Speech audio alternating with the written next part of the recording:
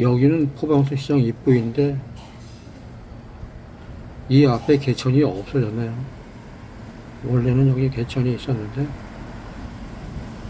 저 오른쪽 독박골 가는 쪽에서부터 내려오던 개천이 이 앞을 지나가고 있었는데 다 없어졌네요. 복개를 한 건지.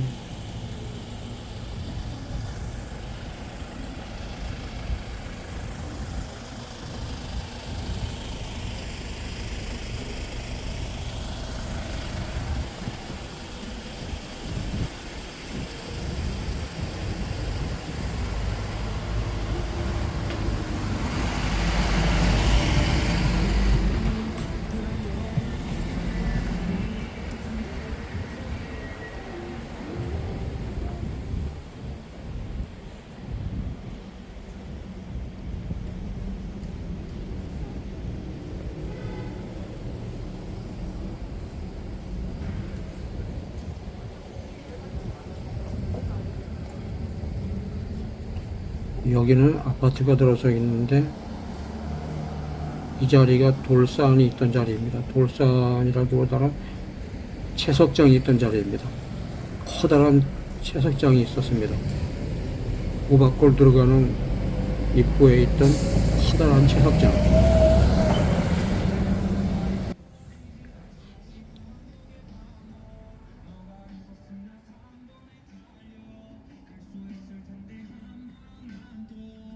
저 차가 있는 길이 산동 내려 올라가던 길입니다. 아주 가파른 길이었습니다. 저 길로 쭉 따라 올라가면은 산 중턱까지 올라가면은 거기에 고압 철탑이 있었습니다. 힘든 사람들이 가끔 거기서 생을 마감했다는 얘기를 자주 들었습니다.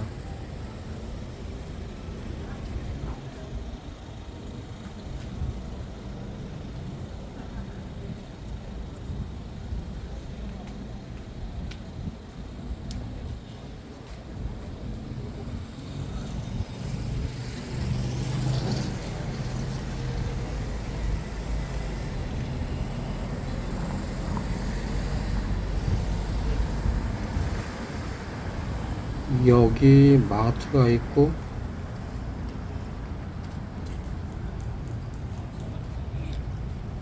주민센터 동사무소가 있네요. 주민센터 동사무소가 있고 소방서가 있습니다. 119 안전센터 소방서가 있습니다. 예전에 여기에는 길이 없었습니다. 예전이라고 하면 1961년까지는 이 소방서 앞에는 길이 없었습니다.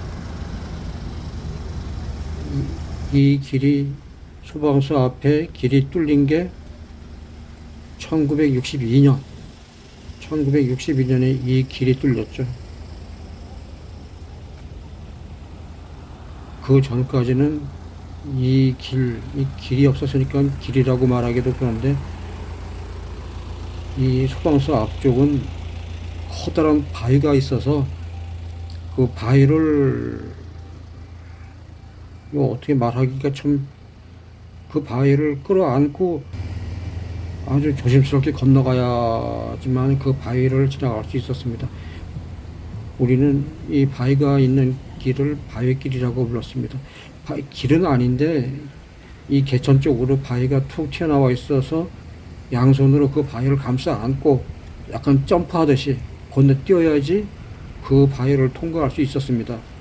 그렇기 때문에 한 손에 가방을 들고 있다든지 양손에 뭐를 들고 있으면은 그 바위길을 통과할 수가 없었죠. 양손을 다 써야 되니까 양손을 쓰면서 양손으로 바위를 끌어안으면서 발로는 점프를 살짝 해야 되니까 손에 아무것도 들고 있으면 안 됩니다.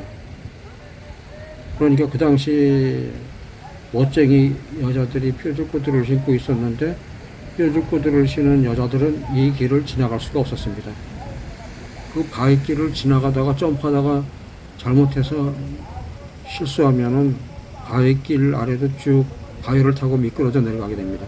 그러면 물속으로 풍덩 빠지는 거죠. 바위 아래는 수심이 좀 깊었습니다.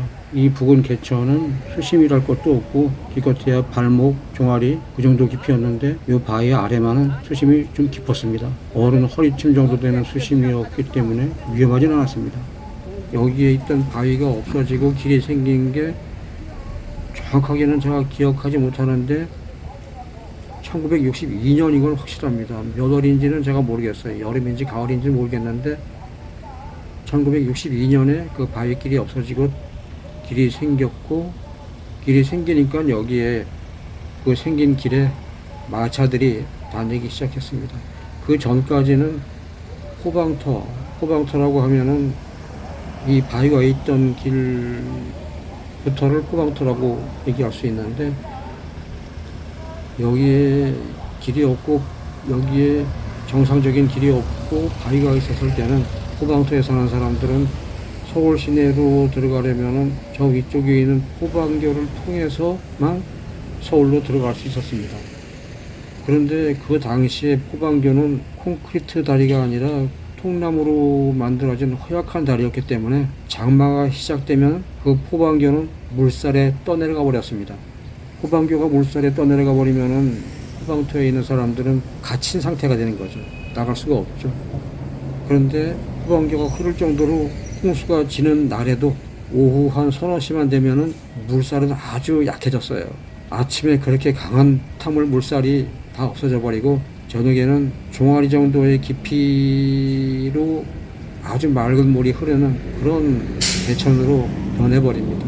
그러면 홍수물에 떠내려간 통나무 호방교가 있던 자리에는 다리가 떠내려가고 이틀, 3일 후에는 징검다리가 생겼습니다. 커다란 넓적한 바위를 여러 개 갖다 놓고 그걸 밟고 지나가라고 징검다리를 만들어 놨습니다. 교회 쪽부터 시장, 호방터 시장 쪽까지 그 징검다리를 밟고서 건너갈 수 있었습니다. 그리고 호방교가 떠내려가고 징검다리가 2, 3일 있다가 생기고 그 상태가 계속 유지되다가 가을에 추석 때가 되면은 다시 원래 모양으로 통나무로 만들어진 호방교가 다시 하나 생겼습니다. 통나무 다리라고 해서 튼튼한 통나무는 아니고 직경 한 10cm 정도 되는 그런 통나무, 엽청을 입혀서 새카맣게 만들어진 그런 통나무를 가지고 엉성하게 만들어진 그런 다리였습니다. 그리고 그 통나무 다리도 통나무를 촘촘하게 배치해서 상판을 만든 게 아니고 듬성듬성 통나무를 놓아서 다리 상판을 만들었기 때문에 거기에 리아카가 지나갈 때마다 리아카가 그냥 쿵쿵거리면서 울리는 그런 다리였습니다. 거기는 자동차는 못 지나갔고 리아카하고 자전거하고 사람만 지나갈 수 있었습니다. 폭은 한 5m 정도가 됐습니다. 그러니까 홍수가 들어서 엉성하던 통나무로 만들어진 호방교 다리가 떠내려가고 그 자리에 징검다리가 생겨서 다시 추석때가 돼서 다리가 생길 때까지는 이 호방터 사람들이 필요한 생활 필수품, 뭐 쌀이라든가 여러 가지 야채라든지 그런 것들이 있겠죠. 그리고 건축자재들도 있을 것이고 이 호방터 사람들에게 필요한 모든 생활 필수품은 오직 그 징검다리를 통해서만 가지고 들어올 수 있었습니다. 소방서 앞에 바이크들 쪽은 그런 지게나 자전거나 리어카가 들어올 수 없는 상태였으니까요. 그 엉성하던 통나무 다리였던 호방교가 콘크리트로 만들어진 거는 1970년으로 기억을 하고 있습니다. 그 전까지는 호방교 다리는 홍수가 지면 떠내려갔다가 추석이 되면 다시 통나무 다리가 만들어지고 그 다음에 또 홍수가 지면 또 떠내려가고 하는 과정을 반복해 왔습니다. 이쪽에 지금 현재 소방서 있는 쪽에 그때는 바위길이라고 불렀던 그쪽에 마차가 다닐 수 있는 길이 생기고 나서 그 길로 사람들이 편하게 다닐 수 있었고 마차도 다닐 수 있었고 가끔 자동차도 호방터에 들어왔습니다. 그리고 이 길이 생긴 후 2년 후에 호방터에 수도가 들어왔습니다. 그 전에는 호방터에는 수도가 없었습니다. 수돗물이 공급이 안 됐었습니다. 왜냐하면 수도 시설을 설치하려면 수도 파이프를 땅속에 묻어야 하는데 호방터로는 수도 파이프를 묻을 도로나 뭐 그런 교량이나 그런 것이 없었기 때문에 호방터에는 그때까지는 수돗물이 들어오지 않았습니다. 그 바위길 앞에 도로가 생기고 난 후 2년 후에 후방터에는 수도가 들어왔고 저희 집에도 1964년에 후방터에서는 처음으로 저희 집만 들어온 게 아니고 저희 동네에 수도가 집집마다 설치가 됐습니다. 그때까지 후방터 사람들은 저희 집을 포함해서 집집마다 펌프를 하나씩 갖고 있었습니다. 땅속에다가 펌프를 박아서 펌프물을 끌어올려서 펌프질을 해서 식수로 사용을 하든가 각종 용도로 사용을 했습니다. 수도가 들어오고 나서부터는 각 가정에 있던 펌프가 별 소용이 없게 됐죠.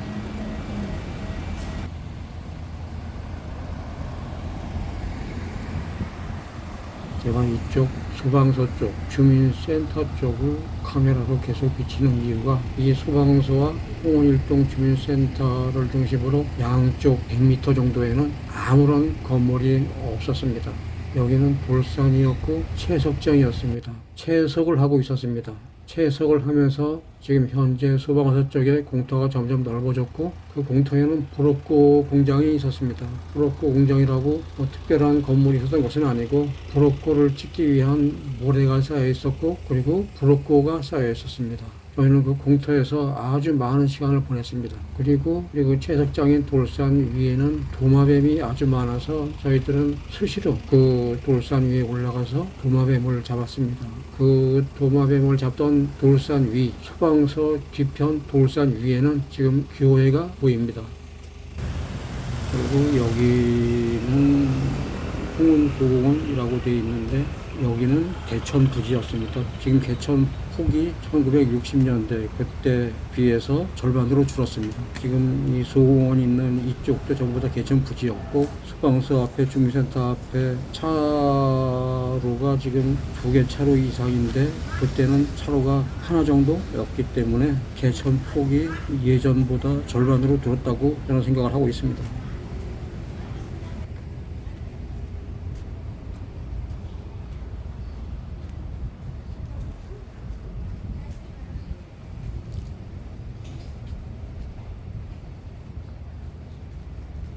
여기가 제가 살던 동네 길입니다. 여기서 1960년대 10년간을 살았습니다.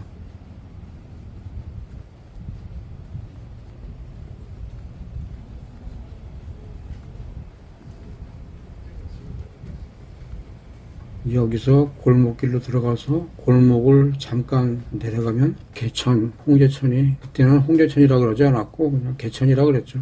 이 골목이 끝나면 개천이 보입니다.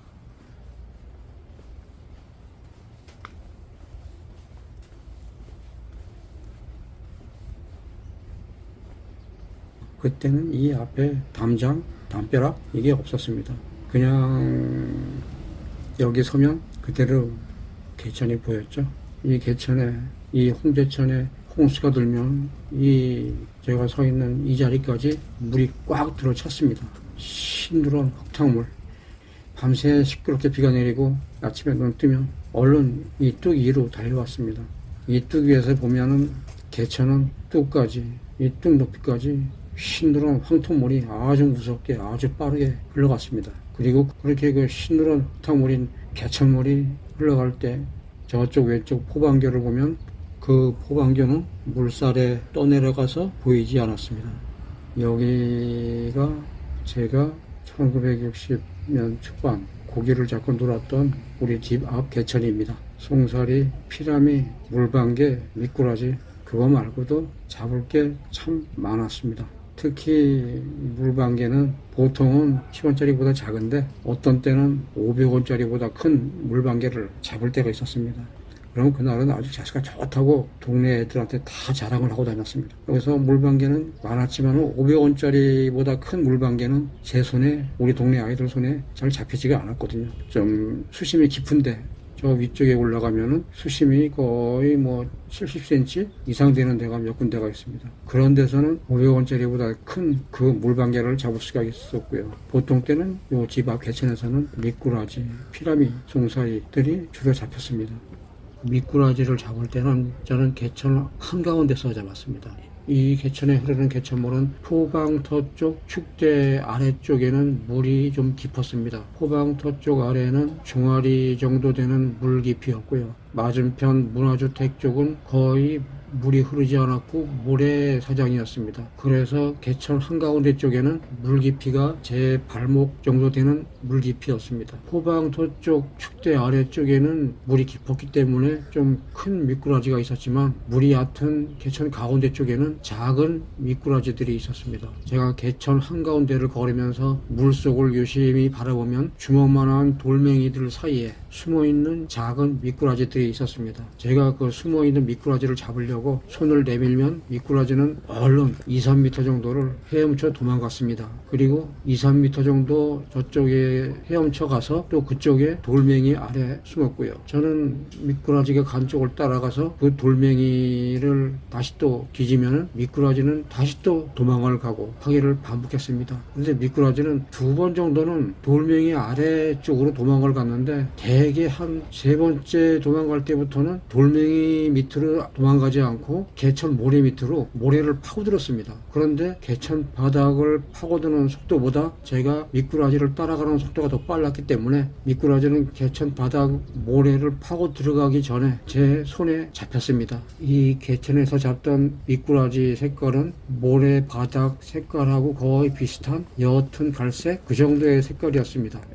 그리고 제가 고기를 잡으러 나올 때 집에서 찬장에서 엄마 몰래 국그릇을 하나 들고 나왔는데 고기를 잡으면 그 국그릇에다가 고기들을 담아놨습니다. 이 개천은 지금 양쪽에 사람이 다니는 길이 만들어져 있는데 저 양쪽에 있는 길은 없었기 때문에 지금보다 개천 폭이 훨씬 넓었습니다. 저는 고기 잡을 때 집에서 가져온 국그릇을 개천가 모래사장에 놓고 물속에서 미꾸라지하고 여러 가지 고기를 잡고 그릇에다가 담아두고 국그릇에다가 담아두고 다시 또 고기를 잡는 데 전념하고 그랬는데 가끔 보면은 제가 고기를 잡아서 국그릇에 담으려고 국그릇 쪽으로 다가가면은 가끔 보면은 그 국그릇에 있는 제가 잡아놓은 고기를 훔쳐가는 그런 놈들이 있었습니다. 처음에 저는 그게 도마뱀이라고 생각을 했는데 나중에 제가 그게 도마뱀이 아니고 그게 도룡뇽이었다는 것을 알게 된 건 훨씬 뒤의 일입니다. 저는 지금 홍은일동 주민센터, 홍은일동 동사무소 바로 뒤에 있는 채석장 위에 돌산 위에서 보통 때 도마뱀을 아주 많이 잡았는데 제가 처음 이 개천가에서 도룡뇽을 봤을 때 저는 왜 다른 도마뱀 같이 산에서 안 살고 물가에 와서 사나 하는 생각을 했습니다.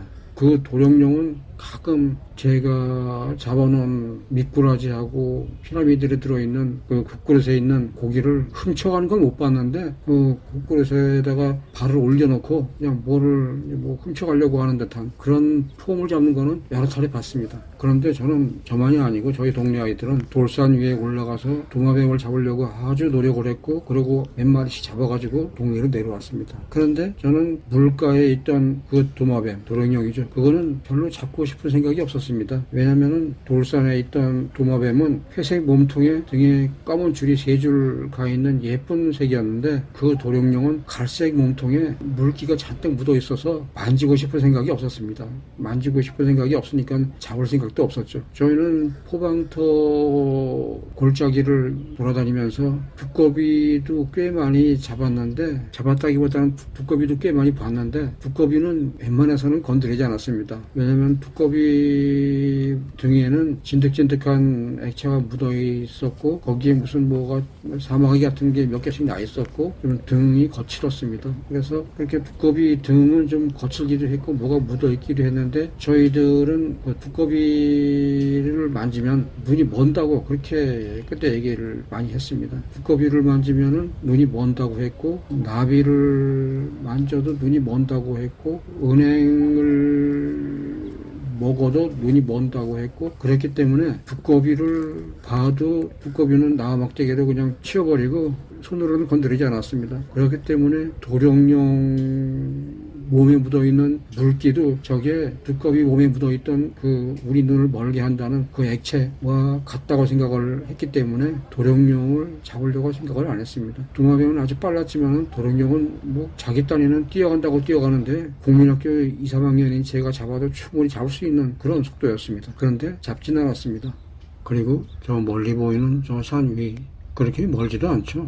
저 산 위는 저희들이 뜻이라 오르락거렸던 산이니까 먼 산도 아니었습니다. 지금은 나무가 많이 보이는데 그때는 나무가 없었고요. 다 풀밭이었습니다. 저 산 위에 올라가면 반딧불이 그렇게 많았습니다. 저 산에는 저희가 방학 때만이 아니고 일요일날도 저 산에는 저희가 자주 올라갔는데 메뚜기를 잡으러 자주 올라갔습니다. 풀무치, 방학개비, 따닥개비 이런 것들 잡으러 많이 올라갔는데 어떻게 하다가 밤 늦게 저기에 올라가게 되는 경우가 있습니다. 보통 저희는 밤에는 안 가는데 가끔 몇 차례 밤에 간 적이 있습니다.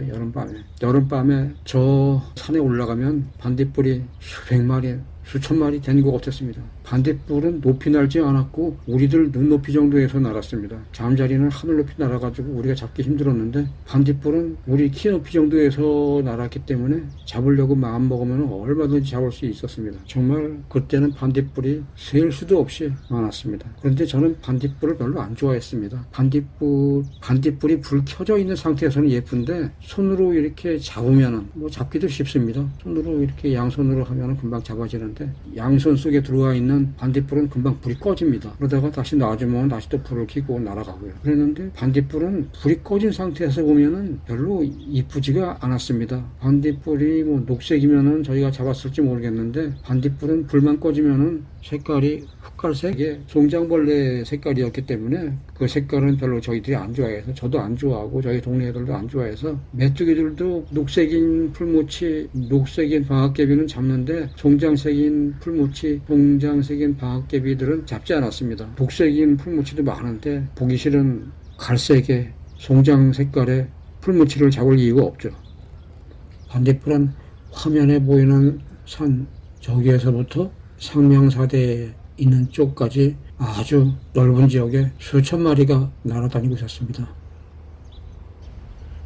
그리고 저 산 위에는 허물어져 가는 성토가 있는데 그 성토에 이제 바위 위에 앉아가지고 잡고 싶지가 않아가지고 잡지는 않았지만은 수백 마리, 수천 마리 날아다니는 반딧불을 한참 바라보다가 집으로 내려오곤 했습니다. 그 반딧불은 유충이 산 아래에 있는 개천에서 유충이 자랐겠죠. 그리고 성충이 돼서 반딧불이 돼서 산 위로 올라간 것 같았습니다. 책에서 배울 때는 반딧불 유충은 개천에서 자란다고 했기 때문에 성충이 돼서도 개천가에 있을 줄 알았더니 그게 아니었나 봅니다. 반딧불은 전부 다 저 산 위에 올라가 있었습니다. 수천 마리가 그 산 위에서 날아다니고 있었습니다. 그만큼 이 개천의 물이 깨끗했다는 거겠죠.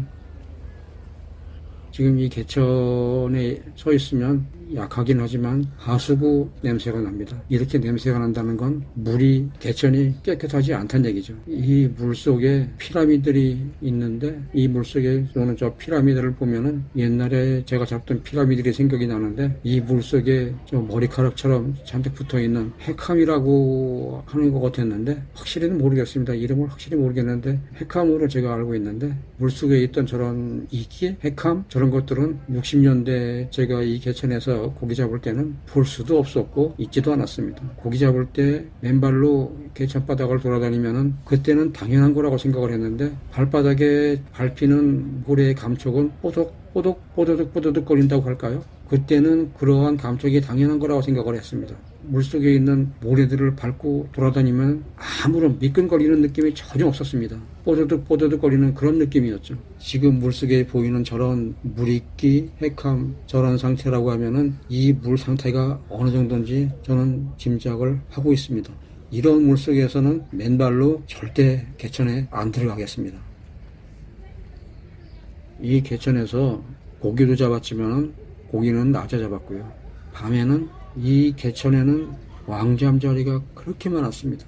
여름에 방학 때 저녁에 해가 질 무렵 되면은 낮에는 보이지도 않던 왕잠자리, 녹색 몸통을 가진 왕잠자리, 그게 그 왕잠자리들이 이 개천을 덮었습니다. 저는 그 왕잠자리를 정말 여름방학 내내 잡았습니다.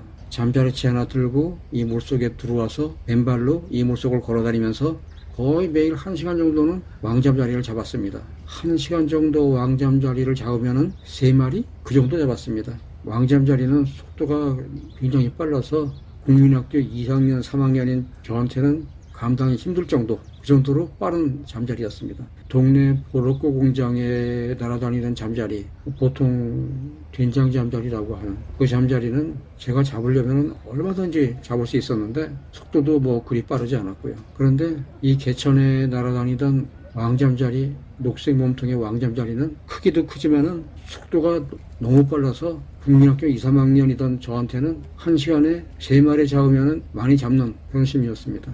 그렇게 여름방학이면 항상 이 개천에서 왕잠자리를 잡았는데 제가 1967년 그해 여름방학에도 그때도 방학 때 이 개천에서 왕잠자리를 잡으려고 맨발로 개천바닥을 들어왔습니다. 그런데 개천바닥에서 이상한 느낌이 느껴졌어요. 바닥에 모래들이 전부 다 미끈거리고 제가 그 이전까지는 잠자리를 잡으려고 아니면 고기를 잡으려고 물속에 들어오면은 이런 미끈거리는 느낌이 없었는데 개천바닥 모래 밟을 때마다 미끈거리는 느낌이 느껴졌습니다. 아주 기분 나쁜 느낌입니다.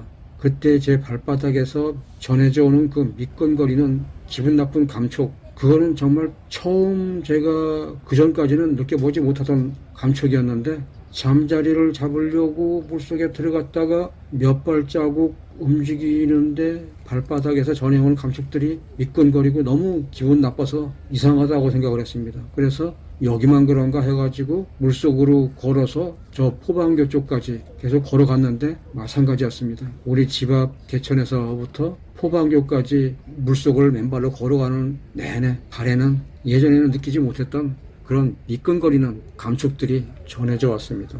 그때는 몰랐는데 그게 지금 이 개천에서 보이는 그러한 이제 핵함, 이끼 그런 것들이 생기기 시작한 시초였다고 저는 생각을 하고 있습니다. 그래서 그날 67년 여름 처음 왕잠자리를 잡으려고 물속에 들어왔다 미끈거림을 느끼고 더 이상은 이 개천바닥에서는 걸어 다닐 수가 없다라고 저는 생각을 했습니다. 그리고 그게 제가 이 개천바닥에 맨발로 들어온 마지막이었습니다. 그리고 잠자리 잡는 것도 포기했고요. 저는 포방터를 떠나서 세상을 살면서 가끔 왜 1967년 왕잠자리 잡으러 개천바닥에 맨발로 들어갔을 때 그렇게 발바닥에 미끄러운 감촉이 느껴졌는지, 왜 개천바닥이 그렇게 변했는지 그거에 대해서 항상은 아니지만 가끔 궁금함을 느꼈습니다. 그러다가 제가 내린 결론은 그 당시에 포방터만이 아니죠. 1964년, 제 기억으로는 1964년, 저희가 국민학교 4학년 때, 그때 빨래를 세탁할 때 쓰는 세탁세제인, 그리고 주방에서 설거지할 때 또는 과일, 야채 씻을 때 사용할 수 있다고 하는 주방세제인 가 세상에 처음 나왔습니다. 포방터에도 처음 들어왔죠. 제 기억으로는 그게 1964년이었습니다. 그 전까지는 저희 집에서 빨래할 때 세탁비누로 빨래를 했는데 어느 날 엄마가 빨래를 하는데 흰 가루를 세숫대야에 뿌리는데 거품이 아주 많이 났습니다. 저는 그게 재미있었고요. 그리고 그 당시 라디오에서는 주방세제와 세탁세제를 아주 많이 광고했습니다. 그리고 그때부터 저희 집에서는 빨래할 때 세탁세제인 과일을 썼고요. 저도 과일 씻어 먹을 때 주방 세제인 포도를 한 방울 넣어가지고 헹궈가지고 포도나 복숭아를 씻어 먹었습니다. 제가 생각할 때 그 세탁 세제인 각 가정에서 사용한 완전히 사라지지 않은 세탁 세제 성분들, 그리고 주방 세제인 성분들, 그러한 화학 제품의 성분들이 개천으로 흘러들었고 그 결과 한 2년 지나고 나서부터는 홍제동 포방터의 개천바닥이 그렇게 미끈거리기 시작했다고 저는 생각을 하고 있습니다. 그리고 그것이 계속 진행돼 와서 지금에 와서는 저 머리카락처럼 길게 늘어뜨려지는 핵함이 만들어졌다고 저는 생각을 하고 있습니다.